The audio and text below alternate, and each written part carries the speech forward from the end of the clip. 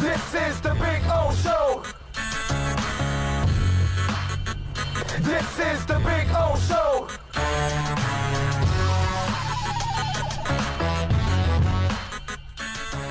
Good. Rams, by the way, are favored by 4. Over and unders 46. Dolphins plus 155. Rams minus 185.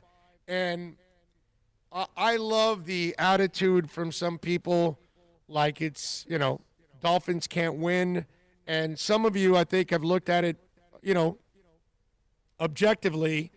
Not that you're guaranteeing a win, but the Rams haven't really beaten a lot of quality teams. So, and Miami is better than what people think, I guess.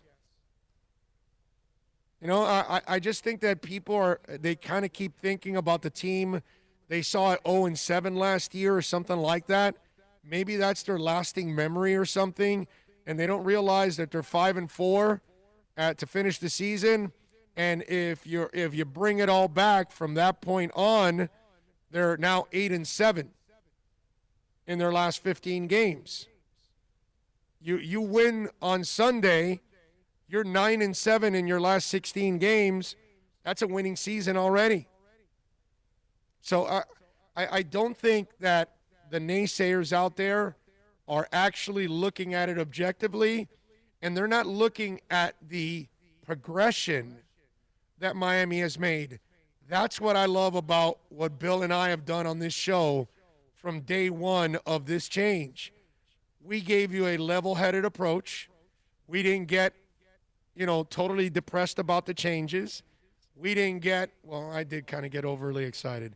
But I thought we looked at it objectively, and even in the chaos, we kind of walked you through the progress that was going on in the chaos, and then everybody kind of saw the progress themselves because, it's hard when you're 0-5 and you're kind of explaining to people, you guys that watch the show and listen to it and download it, you know what I'm talking about when we were 0-5 and 0-6 and 0-7. And we were walking you through, no, wait a minute. Don't look at the record. Look at what the play is on the field and look at the progress that is being made. And then eventually it translated to wins. But the lazy person only looks at the wins and thinks that that's the only way you improve. And yeah, on a bottom line, of course that's the way you look at it. But not when you tear it all the way down and you're rebuilding. You have to show increments of improvements along the way. Example, Onside Radio. Do you think we have more downloads in week 2 than in week 1? Of course. Of course. I've already doubled my downloads this week from the first week. Everybody else on all of their shows has also doubled and is on that pace of killing what they did last week. That's kind of what you want to do. Okay? Are we at the point that everybody knows about us and we're a staple in town? No.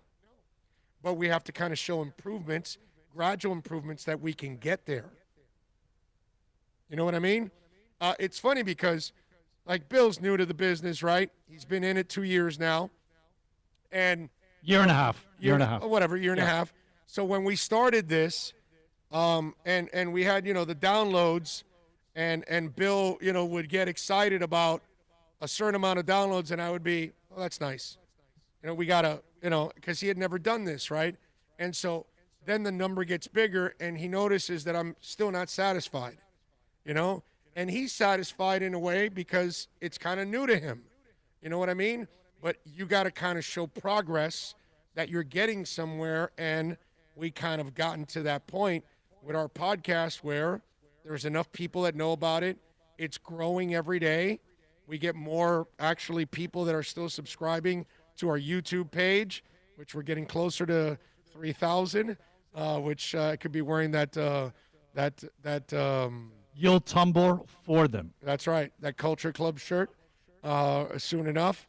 So, you want to show progress. And I think we did that with a level-headed approach all last year, and we kind of guided folks through it. And now, and that's the problem. People saw the first couple games and the Dolphins lost. And then now they've won 3 of 4, and they're 3-3. And I don't think people realize the improvements. They don't realize how also the Byron Jones injury set them back. You think about it. Think about how the defense has played when Byron Jones came back. What if Byron Jones did not miss any games? Would they still be 3-3? And then the lazy person says, oh, they're 4-2, they must be good. Oh, they're 5-1, they must be good because they're not watching. What is this? What is the thing I talk about on this show all the time, right? We actually watch the games. That's why Colin Cowherd will say something stupid like, well, the Heat has 2 All-Stars and nobody that can shoot. And it's like, okay, dude, if you don't watch it, then don't comment on it, man. You can't comment on something you don't watch. But our business is filled with that. It's filled with men and women that do not do their homework, and they're lazy, and they're lazy in their preparation, and they're lazy in how they go about doing this job. And a lot of them, by the way, have to then screw around on the air because they really can't have sports conversations. Because it's really hard to have a sports conversation when you don't watch, when you don't do your homework, when you don't follow it. All these kind of things, it's imperative. And so for that listener that said, I'm sorry that I ruined your experience for other shows, and it's not to toot my own horn or anything like that. I doubt most hosts work as hard as I do. That's really the truth. That's really all it is. I doubt there's very few hosts, especially in this town, but country, that work as hard as I do before every show and watch as much as I do before every show. I'm pretty sure of that's the case. And so that's why I'm glad that we've been able to kind of take a level-headed approach to all of this. And, a lot of people won't look at it that way, that when I tell you if they win on Sunday, they're 9-7 in their last 16 games. That matters. It's the same coach. It's the same culture that was established last year, and it's rolling over, and it's improving. So you win on Sunday, and, it's impressive that you bring in a young quarterback that you're developing against one of the best defenses and one of the best scoring defenses in the NFL, and you go out there and you win. And now, again, you're 9-7 in your last 16 games. Now we can really start to think about playoffs. Now we can really start thinking about a winning team, because that's what you are in your last 16 games. That's where you're trending. You didn't start 0-7. You're 3-3. It's a hell of a difference. And if you win on Sunday, you're 4-3. So you went from 0-7 the first year to 4-3 in your second year. Ladies and gentlemen, that's drastic improvement. Not slight improvement. That's drastic improvement. Can I pile on? Pile on. Because you stopped just at Byron Jones, okay? Think about this. We've had Austin Jackson go down. So we, as much as influx as our offensive line was, our starting, and then I was going to go into some defensive line down. Linebackers, we lost Godchow for the year. Okay. Now, you look at, that's offensive line, defensive line, linebackers, on top of your 1 and 2 receiver coming off injuries and not being at 100%.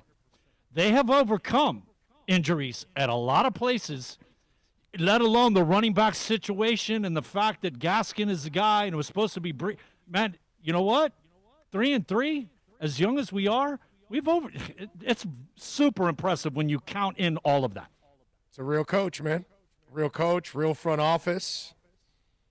It's both. Front office knows how to find the players. Coach knows how to coach them up, develop them, get them better week in and week out. That's where we win. But, hey, again, that's fine, man. I've been saying it since last year. People will find out we have one of the best front offices in the business. People are going to find out what we're learning now about Brian Flores. The dude can coach. But that's fine. Let them think it's the same old Dolphins. Let them think it's the same old goofballs and the dysfunction and all that stuff. And then when you play them and they come to your town and they kick your ass and they win, then you're going to have some respect. Ask the 49ers fans. I bet you they have a little bit of a different respect for the Miami Dolphins now.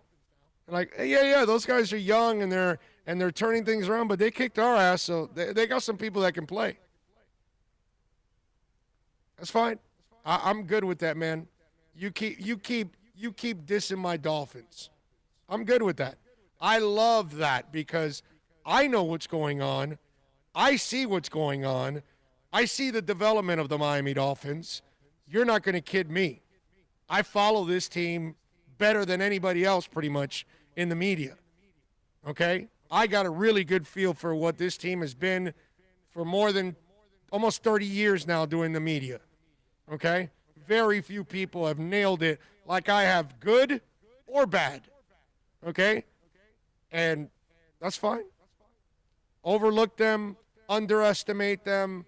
I will get the last laugh because I know in the next couple of years, my ass is going to be at some stadium somewhere for a Super Bowl, and the Dolphins are going to be there. So it's going to happen.